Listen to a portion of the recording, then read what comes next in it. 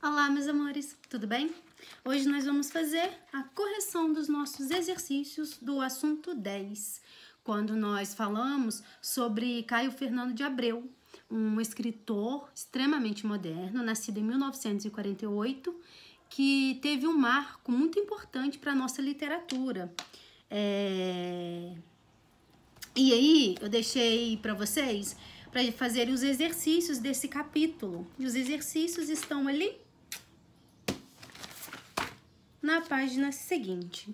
Bom, hoje nós faremos a correção desses exercícios e durante a correção eu vou comentando um pouco mais sobre os aspectos desse escritor e jornalista e dramaturgo tão importante para a nossa literatura, tá bom?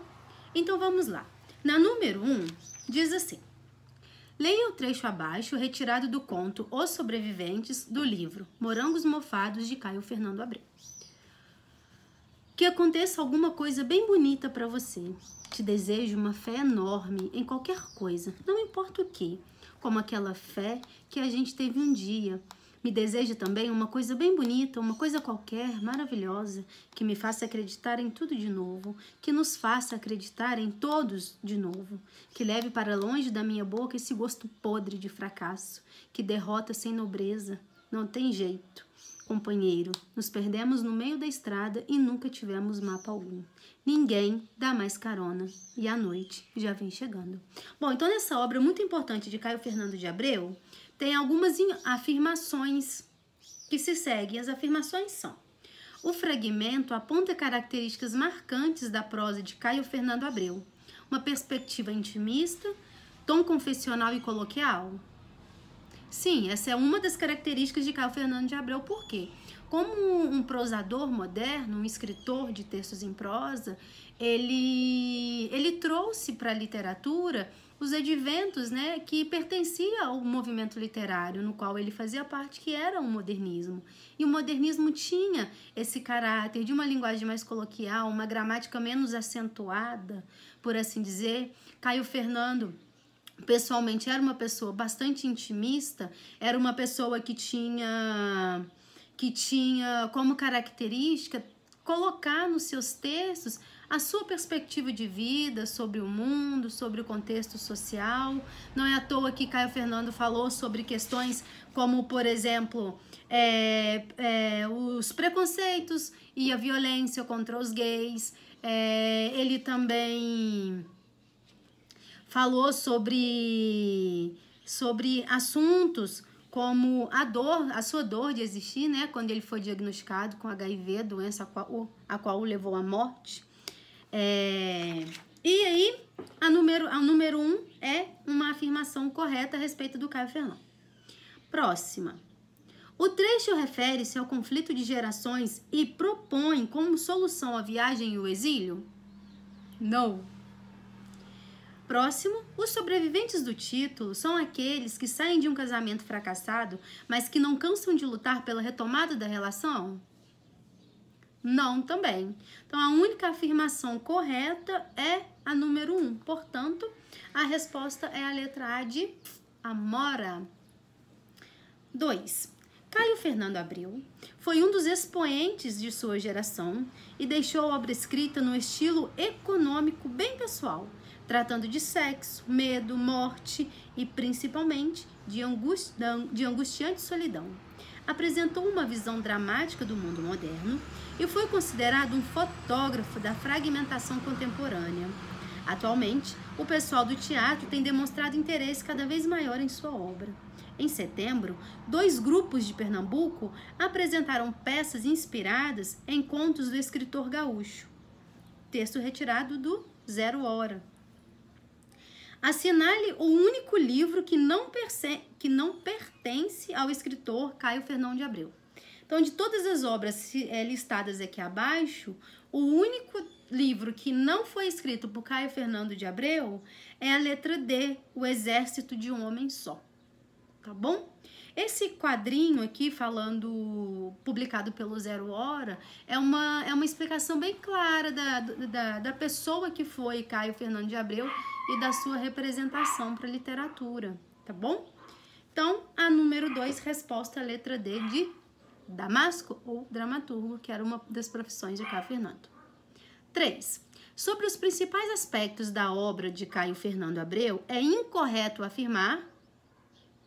Bom, embora ele fosse, porque ele já morreu, gaúcho, ele não coloca na sua literatura o dialeto dito ou o dialeto presente na língua gaúcha.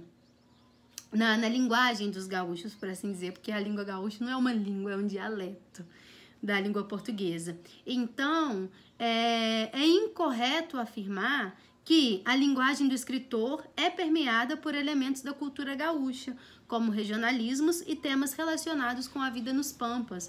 Caio Fernando, ele não se apropria da sua cultura gaúcha para apresentar nas suas obras. Não, ele não faz isso. Não que ele negue o regionalismo, não é isso. Só que ele também não traz para a sua literatura ou para a sua escrita os elementos ou a linguagem utilizada pelos gaúchos, né? Aquilo que a gente chama de regionalismo. Em Minas, falamos de uma forma, em São Paulo de outra, no Rio de outra. Os gaúchos também falam de outra maneira, os baianos têm uma singularidade na linguagem e todas elas pertencem a que língua? A língua portuguesa. Simples assim.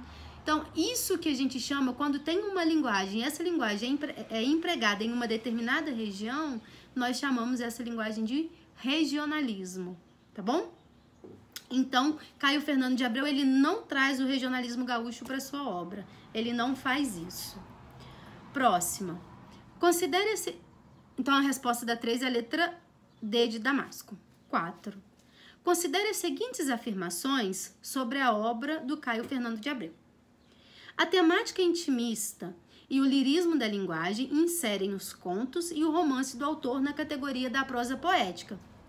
Verdade. Ele usa do lirismo e ele é intimista. O que é intimista? É aquela pessoa que fala muito do íntimo, das questões pessoais, sabe?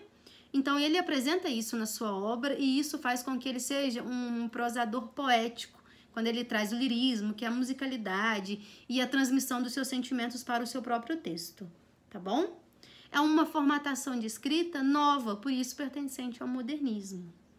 Então, a número 1, confere, tá certa. Número 2.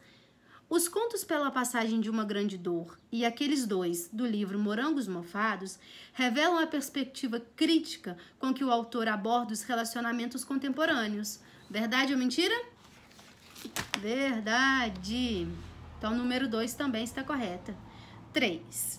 A criação de personagens caricaturais, como o jornalista Dulce de Romance Onde Andará Veiga, marca a denúncia política pretendida pelo autor? Não. Não.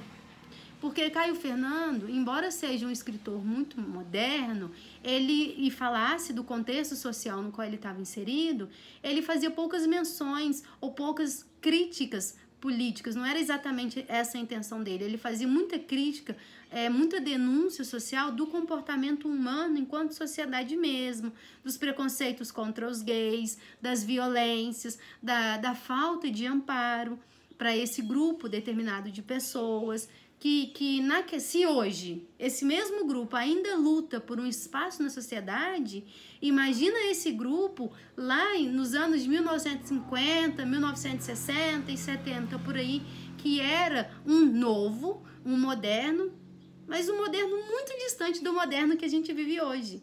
Então, se hoje o preconceito ainda existe, triplica esse preconceito para a época na qual Caio Fernando de Abreu vivia, né? Então, o preconceito ele era muito mais marcado, atenuado, acentuado.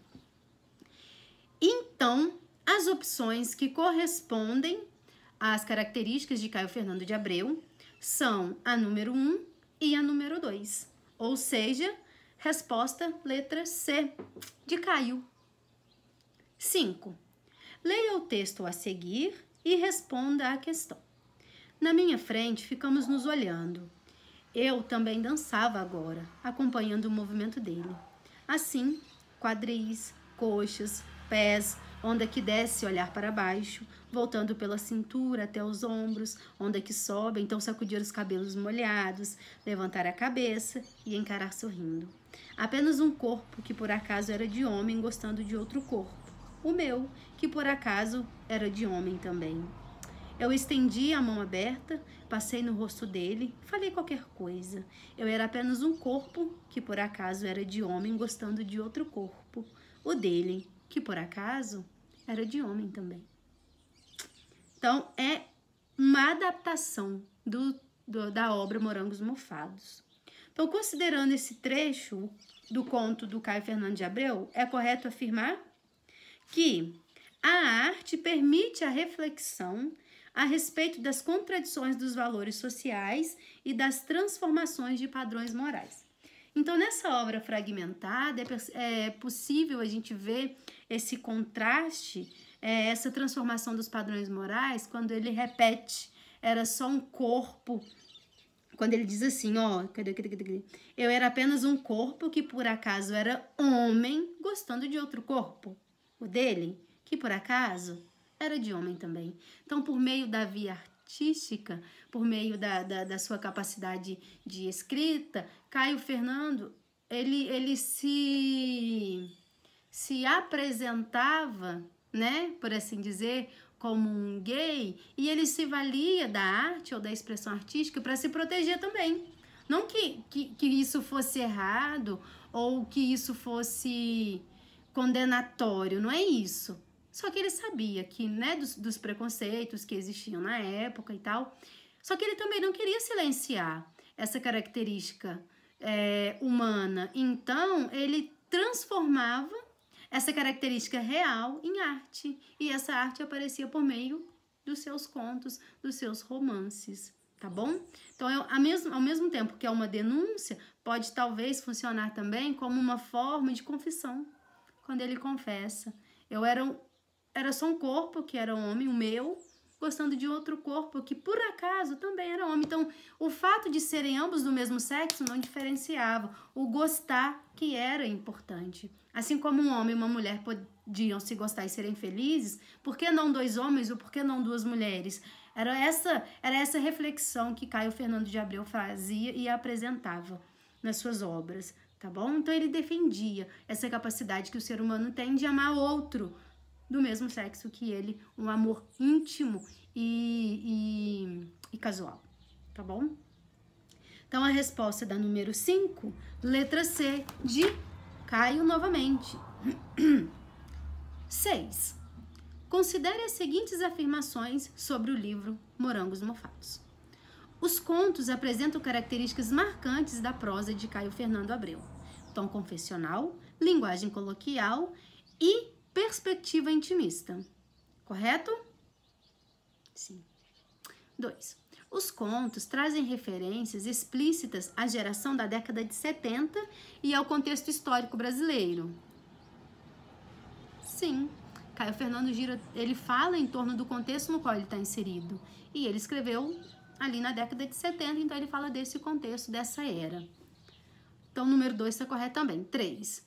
A estrutura do livro é dividida em duas partes, o mofo e os morangos. Justificando, pois, o seu título? Não. Então, a opção correta é a letra C. Porque das 3 opções, somente as 2 primeiras estão corretas em relação ao livro Morangos Mofados. Tá bom? 6C de Caio, novamente, 7. Assinale a alternativa correta sobre o conto Caixinha de Música, um conto muito peculiar dele. Qual é a opção correta na número 7? É a letra C, quando diz assim: uma história de amor com desfecho trágico é narrada na terceira pessoa. É essa a característica do conto, desse conto específico, o Caixinha de Música, tá bom? C de coração no credo. D de Damasco, na número 7, tá bom? 8.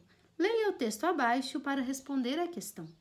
Mas chovia ainda, meus olhos ardiam de frio, o nariz começava a escorrer. Eu limpava com as costas das mãos e o líquido do nariz endurecia logo sobre os pelos. Eu enfiava as mãos avermelhadas no fundo dos bolsos e eu ia indo e pulando as poças d'água com as pernas geladas. Tão geladas as pernas e os braços que pensei em abrir a garrafa para beber um gole. Não queria que ele pensasse que eu andava bebendo. E eu andava. Todo dia, um bom pretexto. E fui pensando também que ele ia pensar que eu andava sem dinheiro, chegando a pé naquela chuva toda. E eu andava, estômago dolorido de fome. E eu não queria que ele pensasse que eu andava insone. E eu andava. Roxas olheiras, teria que cuidar com o lábio inferior ao sorrir, se sorrisse. E quase certamente, sim, quando o encontrasse, para que não visse o dente quebrado e pensasse que eu andava relaxando sem ir ao dentista. E eu andava. E tudo o que eu andava fazendo e sendo, eu não queria que ele visse nem soubesse. Mas depois de pensar isso, me deu um desgosto porque eu fui percebendo, por dentro da chuva, que talvez eu não quisesse que ele soubesse que era eu. E eu era. Os textos dele são textos assim que profundos, né? Que levam a gente assim para um hemisfério muito intimista, muito introspectivo, faz com que a gente pense, pelo menos eu, me afeta dessa forma. Então, com base na leitura do texto e no conto Além do Ponto, de Caio Fernando Abreu, é correto afirmar que, narrado em primeira pessoa, o texto que dá título à coletânea de Caio Fernando Abreu, Fernando, explora o ponto de vista de um personagem marginal, isto é, de um sujeito à margem do meio social, não é marginal de delinquente, não. Descrito como sem dinheiro e um tanto desleixado? Sim.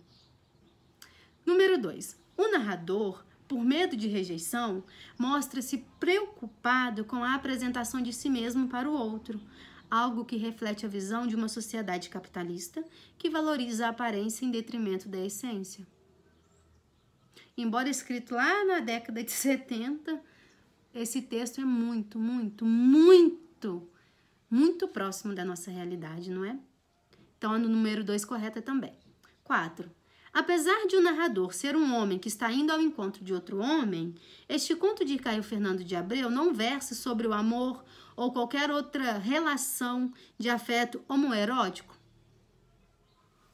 Descarta número 4. Não é correto, tá? É o contrário disso. Número 8. A linguagem empregada pelo escritor nessa história denota uma aproximação com a poesia, fato observável pelo uso da pontuação como recurso estilístico, pela repetição rítmica de termos e pela produção de rimas internas. Sim, é isso que faz com que o texto dele ganhe aquilo que a literatura chama de lirismo, ou caráter poético, que é o ritmo, a sonoridade e o despertar de emoções proposto pelo autor, tá bom? Então, o 8 está correto também. 16. O personagem narrador, em um momento de reflexão sobre os pensamentos que lhe ocorriam por dentro da chuva, descobre que tem vergonha da própria identidade? Sim. É uma vergonha, não uma vergonha porque, tipo assim, eu não queria ser assim. É mais uma vergonha por medo. Medo do que a sociedade poderia fazer com um homem que se assumisse homossexual, né?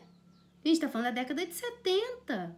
Imagina o medo que as pessoas devem ter enfrentado, né? Ao se assumir homossexuais, ao revelar a sua identidade sexual de excelência. Então, o 16 está correto também. 32. O título do conto alude de modo metafórico ao fim da jornada de vida do protagonista, pois ir além do ponto neste caso significou sua morte? Não, o ir além do ponto, nesse contexto, é ir além do ponto do que a sociedade propunha como correto. Então, a número 32 não está certa. O ir além do ponto era um homem se identificar homossexual e apaixonado por outro homem naquele contexto social. Então, se a gente for fazer a soma, as opções corretas são 1, 2, 8 e 16. Totalizando o número, nós temos 27. Ok? Próximo. Leia o texto para responder as questões de 9 a 11. Eu vinha vindo para cá, eu vinha indo meio tonta, como sempre fico. Assim, meio tonta, quando durmo tanto, e nem durmo. É mais uma coisa que parece. Foi numa dessas barraquinhas de frutas que eu vi. Eu vinha de cabeça baixa, mas umas ameixas tão vermelhas. Eu vinha pensando numa porção de coisas quando... Que coisas? Que coisas o quê? A que você vinha pensado? Ela acende outro cigarro do lado certo. Sei lá que eu ando muito triste ou uma merda, tudo isso. Mas não importa, por favor. Não me interrompa agora. Tem uma coisa dentro de mim que continua dormindo quando eu acordo. Muito longe. Faz tempo isso. Traga fundo e solta quase sem respirar. Foi então que eu vi aquelas ameixas e achei tão bonitas e tão vermelhas que pedi 1 quilo e era minha última grana. Certo. E daí eu pensei assim, se comprar essas ameixas agora eu vou ter que voltar a pé para casa, mas que importa, voltar a pé mesmo, pode ser até que acorde um pouco e então eu vinha comendo devagarinho as ameixas, eu não conseguia parar de comer, já tinha comido umas 6, quando dobrei a esquina aqui da rua ia saindo um caixão do defunto do sobrado amarelo, acho que era um caixão cheio, quer dizer, com um defunto dentro, porque ia saindo e não entrando certo, e foi bem na hora que eu dobrei, não deu tempo de parar nem de desviar, daí então eu tropecei no caixão e as ameixas todas caíram na calçada, e foi aí que eu reparei naquelas pessoas de preto, óculos escuros e lenços no nariz e uma porrada de coroas de flores, devia ser um defunto muito rico e aquele carro fúnebre parado, e só aí eu entendi que era um velório, quer dizer, um enterro. O velório é antes, certo? É, confirmo. O velório é antes. Vocês devem ter visto uma leitura acelerada, porque faltou pontuação e a gente vai no ritmo, né? Se não tem pontuação, a gente só segue. Então, bora lá. Número 9. Sobre a escassez de vírgulas no registro da fala da personagem feminina, nesse trecho do conto, é correto afirmar: registra a fragmentação típica do fluxo de consciência. Então, essa falta de vírgula significa um fluxo de consciência que ele vai fluindo, e ele não consegue respeitar regras gramaticais, ele não consegue respeitar regras de pontuação, porque é uma consciência tão acelerada. Nós, mulheres, né, temos a capacidade cientificamente comprovada de fazer várias coisas ao mesmo tempo que a gente acaba atropelando algumas. E nesse fragmento, o que é atropelado? A pontuação. E essa falta de pontuação, ela dita esse caráter feminino de normalmente ou naturalmente fazerem várias coisas ao mesmo tempo, querer dar conta de tudo e não importar em separar as coisas em parágrafo, organizar em ponto, exclamação, não tem. Então, a opção correta da número 9 é a letra E, de escola. Número 10. Considerando o emprego do pretérito perfeito e do pretérito imperfeito no trecho do conto, é correto afirmar: o pretérito perfeito é empregado na narração da experiência recém-vivida? Sim. Para assinalar os sentimentos da personagem feminina, o autor fez uso do pretérito perfeito. Não. 3. O predomínio do imperfeito sobre o perfeito no primeiro parágrafo se explica pela necessidade de iniciar a narração de uma experiência vivida. 3 está correto? Sim, o 3 está agindo em consonância com a número 1, tá bom? E número 4. No penúltimo parágrafo, o perfeito se sobrepõe numericamente ao imperfeito, denotando que a personagem feminina dá grande importância à narração dos eventos pelos quais passou.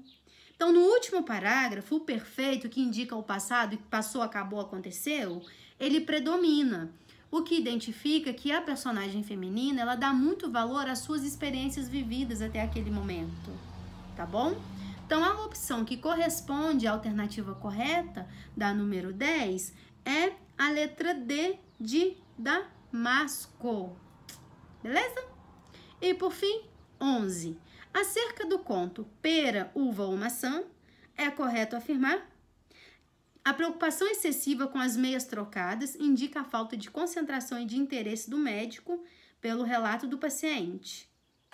Sim, o médico não tá nem aí, né? Tá um pouco despreocupado nesse conto. 2. O título estabelece um contraponto entre a simbologia dessas frutas, pera, uva e maçã. da ameixa, signo de morte, e dos morangos mofados. Não, nada a ver uma coisa com a outra. São contos completamente diferentes um do outro, tá? Não tem nada a ver um com o outro, não mistura, não embola. 3. O episódio do velório é apenas um pretexto para a personagem feminina recuperar memórias da infância? Não. Não. Não tem nada disso ali de novo. Não tem nada que rememore a infância dessa personagem feminina ali, tá? Por fim, a 4. Ao dizer que aposta nas ameixas, a moça demonstra mudança de comportamento e afirma sua adesão ou seu interesse ao desejo de viver? Sim. Sim. Né? Então, a opção correta é a número 11. Porque as alternativas corretas a respeito desse conto são a primeira e a quarta. Ok? Certito? Não, mas é isso. Vocês devem ter notado que na apostila tem 2 números 10 e números 11. Bom, eu vou parar aqui. E esse número 10 e número 11 extra que aparece na apostila, eu não consegui entender o porquê deles estarem aqui. Então, eu já entrei em contato com o pessoal, com o coordenador do Apogeu, para entender o porquê dessas questões estarem aqui e depois eu retorno para dar uma resposta para vocês. Se não for pedir muito, por favor, façam esses exercícios extras do 1 ao 5, que fala esses daqui, ó. Para que a semana que vem eu possa fazer a correção deles e depois entrar no Rubem Fonseca, outro nome muito importante para a literatura moderna. Tá bom? Não, mas é isso. Qualquer dúvida, vocês sabem como e onde me encontrar. Beijos de luz e se cuidem. Tchau, tchau.